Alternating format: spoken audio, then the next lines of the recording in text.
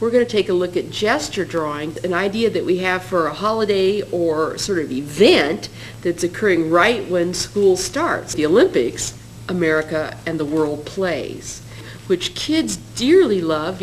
They get to pose and act out different things, or they can look at pictures of sporting events. They're going to do quick drawing, but it's not stick figures. I want to really emphasize this is not drawing stick figures. So you're going to take, and let's pretend, I'm just going to quickly go by, you have a book or a magazine picture that has a photograph of somebody doing a sport, or you have a student stand and do that.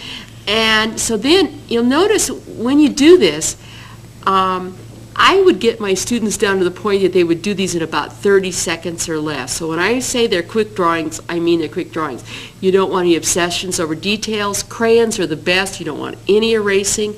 And again, you want to de-emphasize the stick drawing and go more at the script form building kind of drawing. So I'm going to draw the head, and I'm going to go down the body, and I'm doing kind of fast strokes, trying to get the feel, the gesture of the body coming down. Here's this knee down here falling away. This other leg is falling down here, this feet, and then this arm is coming up. There's a shoulder, hand swooping up. This hand is coming over here, swooping up, and then there's the ball, and there. There's a gesture drawing. What we're getting is the gesture of the human form. We're getting this feeling of movement, these diagonal lines that are swooping through here, this sort of curvilinear shape that's happening, and that's a gesture drawing. You could have the kids stand and they could do some sort of working thing. Since I believe in art is work, they could be drawing a painting. Here's someone sitting and painting, holding a palette, painting a picture. Could be someone who's in construction and they're hammering. A lot of our students, their parents work in those kind of fields, and so the students could model their position doing that. Once you're done with, have them do, they don't take long, 30 seconds, so have the kids do 4 or 5 practice smaller ones on this sort of, cheap, just real cheap paper. Then get a larger sheet, like a 12 by 18 if you're going to do a class or mural, and have them draw one figure that's a large, that fills the 12 by 18. You might give them a minute for that. Don't give them a long period of time or they'll obsess about details. You don't want any body parts, you don't want any hair, you want the feeling of the movement, the feeling of the activity going on, because the emphasis in this writing activity as well as art activity is on action and action verbs. So then you can have them cut out they could either cut out, for example, the picture, just the crayon scribble drawing, or they can put it on top of another piece of colored paper, staple it at a couple points, cut that out, and then you have a silhouette, and then you can put the silhouettes up on a bulletin board, or you could have them do their own picture, and then they can incorporate these active words into the work of art. So this particular one says America works, painting, weaving, building, sawing, hammering, drilling, computing, harvesting, ad nauseum. You can really go into those active kind of ing type of poetry forms. Now, if you want to do the Olympic thing, you could do the similar thing with the, the world plays, jumping, leaping, diving, swimming, dribbling, etc., etc. Once you've done that, you might find it kind of fun to make a series of little sculptures and heavy-duty aluminum foil.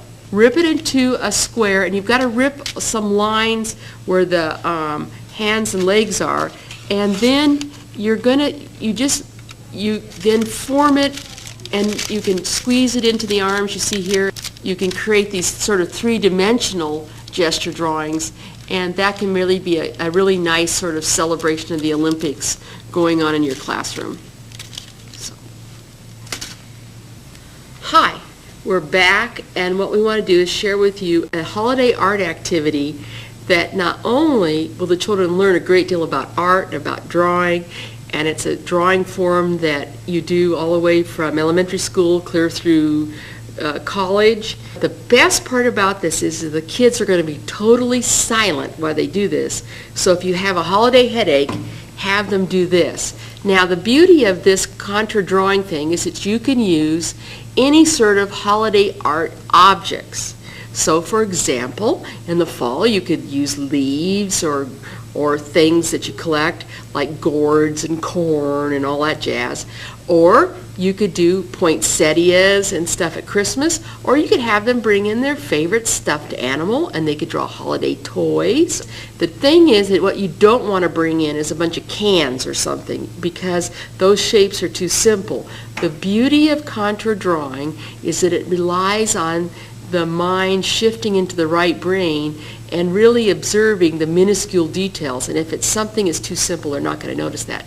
And the secret to contour drawing is that it's slow drawing and it's careful observation. And I often used to tell my students, and I'm going to show you with this leaf right here, and they need to imagine either that their pencil lead is following the outside contour or edge of this leaf, or there's a really teeny tiny little ant walking along the edge of this leaf, and their pen is tracing the path of that ant.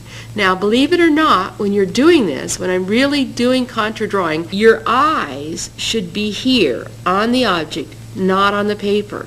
And you're going to say, well, I can't draw. I'm not looking at the paper.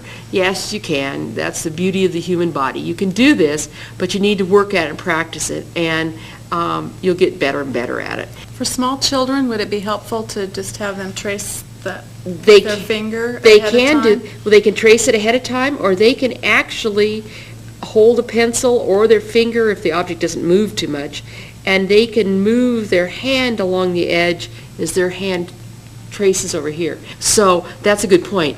And another thing is, as we mentioned, the contours of the outside edges, but we also have internal contours like the veins of this leaf or this kind of valley, the deeper vein through the middle. And so those are internal contours, because what's going to happen with this drawing assignment is that you're going to have the children draw for 5 minutes. Now, if you have really small children, you might have to drop it to 3 to 5 minutes. Older kids, you might be able to eke them up to, say, 8 minutes, and you're going to set a kitchen timer. Now, your little fast people are going to want to say, I'm done, and you have to say, no, there's no doneness until the bell rings. You keep drawing till the bell stops. And the first couple of times they do this, they're going to think they're going to go insane because they didn't realize that 5 minutes is so long. And we're not going to draw 5 minutes because you all would be bored to tears watching me do that. But you're going to still see how slow this is. And I'm going to draw this entire leaf, and I'm going to attempt to do it and talk at the same time, which is really hard to do. And so Monique's going to talk a little bit here while I'm doing this. And I'm doing a little bit fast, but I'm coming up on the edge of the one leaf. This is like a really boring football game. And she's watching the edge of the leaf. She's not watching the paper. And she's making one continuous line. She's not lifting up her pen.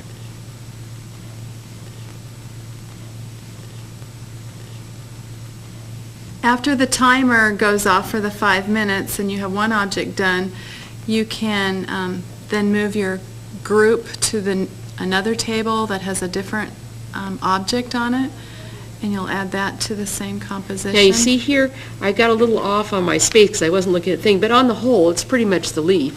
Now I could go back, since my bell hadn't rung, and I could go back and add, these little lines going up like this. Okay, so that's basically contour drawing. And what happens is the kids get a little more warmed up on it. You're going to find some really nice drawings. I want to show you some. Here's, we just picked up some of those little sunflowers that grow along the side of the road, so cheap, easy prop. You can, hack on down on the way to school.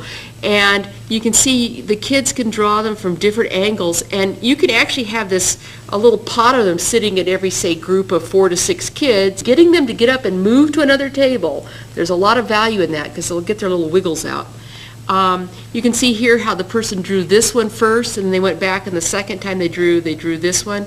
Now notice how it's done in pencil first, and then they were tracing over with the pen. The problem with doing pencil first is they'll want to erase. When you really let go and drift off into that right brain, you get some very, very nice drawings.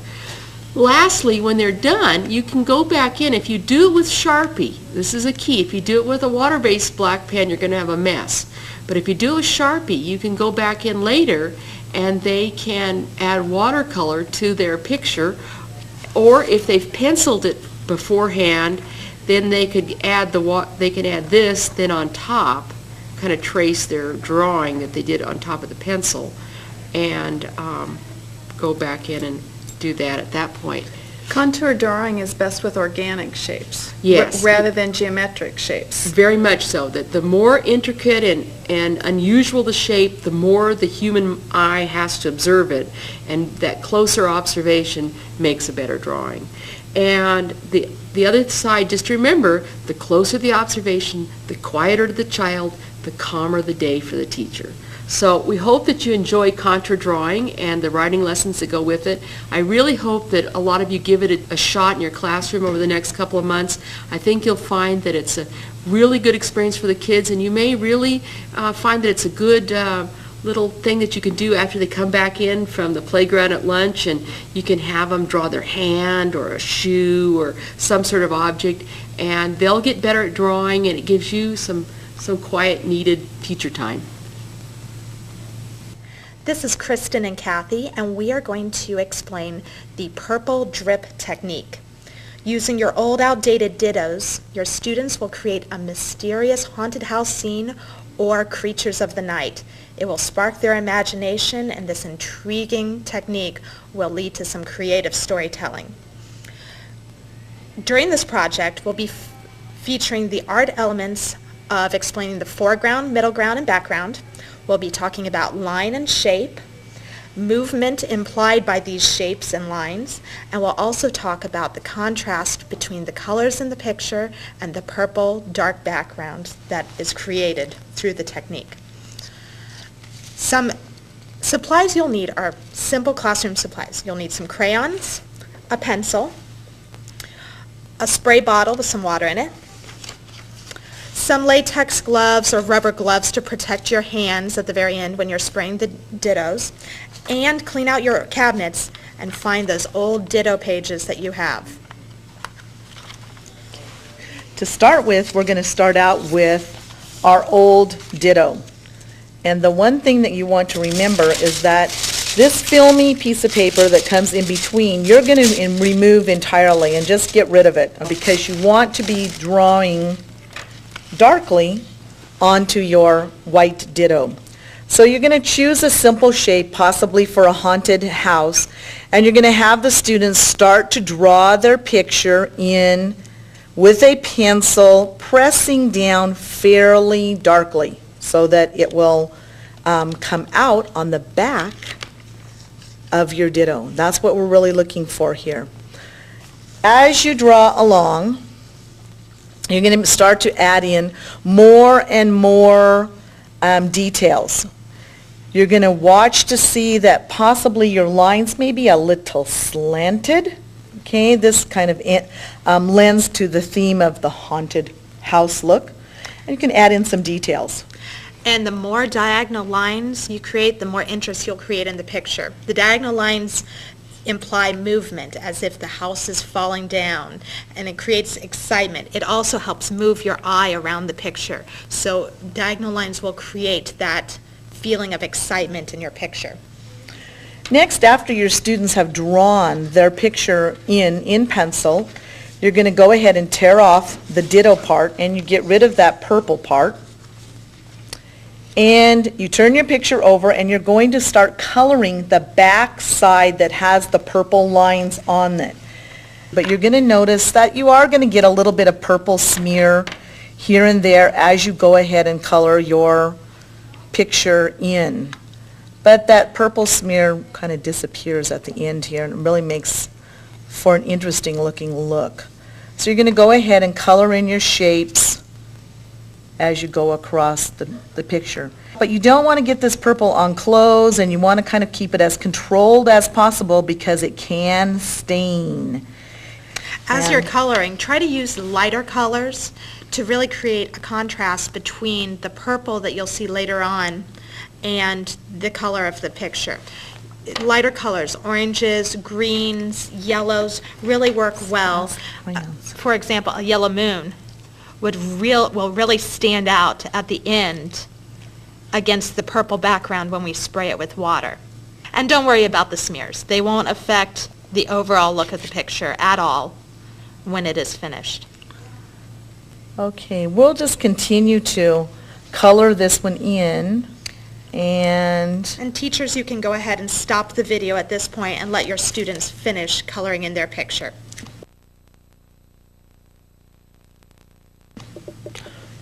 boys and girls, one thing that you want to remember as you're coloring this picture, you want to remember that you need to color in everything, that you need to make all of your elements outlined. Otherwise, when you do the watering technique on this, it's going to disappear.